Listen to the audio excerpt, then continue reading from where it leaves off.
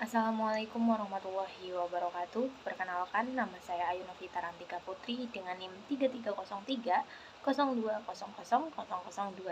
Di sini saya akan menjelaskan mengenai metodologi dan pendekatan studi Islam guna memenuhi tugas mata kuliah Studi Islam Indonesia.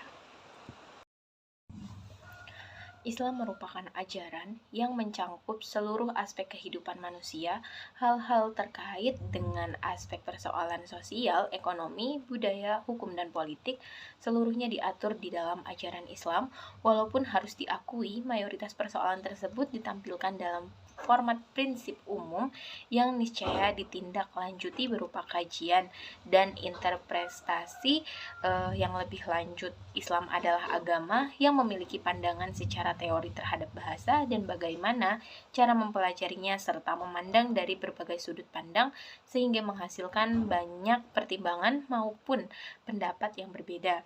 Lalu ajaran Islam pun dipelajari secara kafah dan bukan dikaji secara parsial. Ketika ajaran Islam dipahami komprehensif, maka tampak bahwa Islam adalah merupakan sebuah agama yang terbuka, bukan agama yang sempit maupun tertutup. Akan tetapi Islam akan menjadi ajaran yang inklusif, menerima berbagai dinamika dan perkembangan sebagai implikasi dari era modernisasi dan globalisasi. Pendekatan studi Islam dalam Kamus Besar Bahasa Indonesia merupakan proses tindakan. Yang pertama yaitu cara mendekati, yang kedua dalam proses kegiatan penelitian, upaya menjalin hubungan dengan subjek penelitian dan metode untuk memahami masalah penelitian. Studi Islam adalah agama klasik yang menjadi jantung studi Islam karena merupakan pusat budaya dan agama yang dipelajari di dalam peradaban Islam, dan banyak muslim terpelajar dan masih menganggapnya sesuatu yang penting. Studi keislaman di lapangan dan tradisi intelektual dapat dipertahankan. Pendekatan juga merupakan cara pandang atau paradigma yang terkandung di dalam bidang ilmu pengetahuan dan digunakan untuk memahami agama. Jenis pendekatan yang diperlukan untuk studi Islam yang pertama yakni pendekatan historis, yang berarti melihat suatu masalah dari perspektif sejarah, menjawab masalah tersebut dan menganalisis masalah tersebut dengan menggunakan metode analisis sejarah. Oleh karena itu, dengan mempelajari masa lalu maka dapat mempelajari masa kini, dan dengan memahami masa kini maka dapat akan menggambarkan masa depan. Pendekatan filosofis yang berarti mengkaji suatu masalah dari sudut pandang filosofis yang berusaha menjawab dan menyelesaikan melalui analisis spekulatif. Filsafat adalah cara berpikir yang radikal dan universal secara sistematis, tetapi filsafat tidak mau menerima segala bentuk otoritas baik dari agama maupun dari pengetahuan.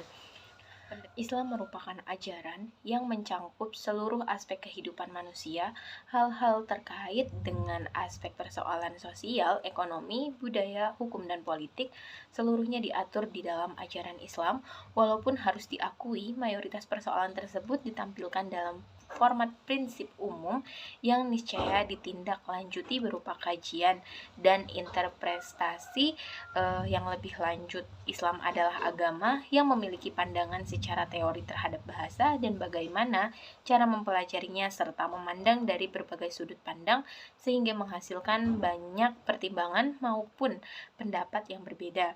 Lalu ajaran Islam pun dipelajari secara kafah dan bukan dikaji secara parsial. Ketika ajaran Islam dipahami komprehensif, maka tampak bahwa Islam adalah merupakan sebuah agama yang terbuka, bukan agama yang sempit maupun tertutup.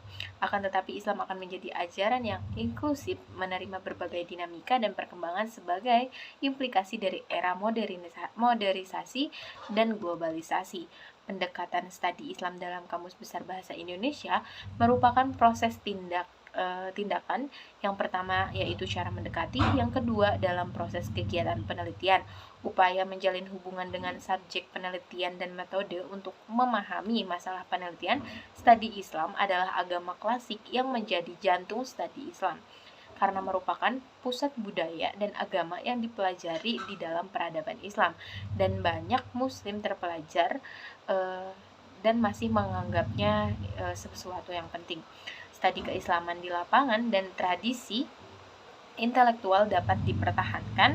Pendekatan juga merupakan cara pandang atau paradigma yang terkandung di dalam bidang ilmu pengetahuan dan digunakan untuk memahami agama.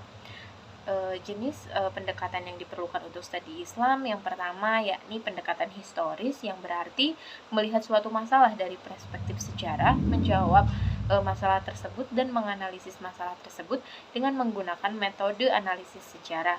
Oleh karena itu, dengan mempelajari masa lalu maka dapat mempelajari masa kini, dan dengan memahami masa kini maka dapat akan menggambarkan masa depan.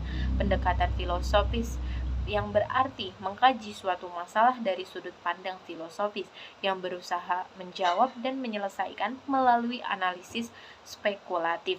Filsafat adalah cara berpikir yang radikal dan universal secara sistematis, tetapi filsafat tidak mau menerima segala bentuk otoritas baik dari agama maupun dari pengetahuan. Pendekatan sosiologi merupakan ilmu yang mempelajari konsistensi dalam masyarakat, yang dinilai bahwa ilmu yang terbatas pada persoalan nilai saja.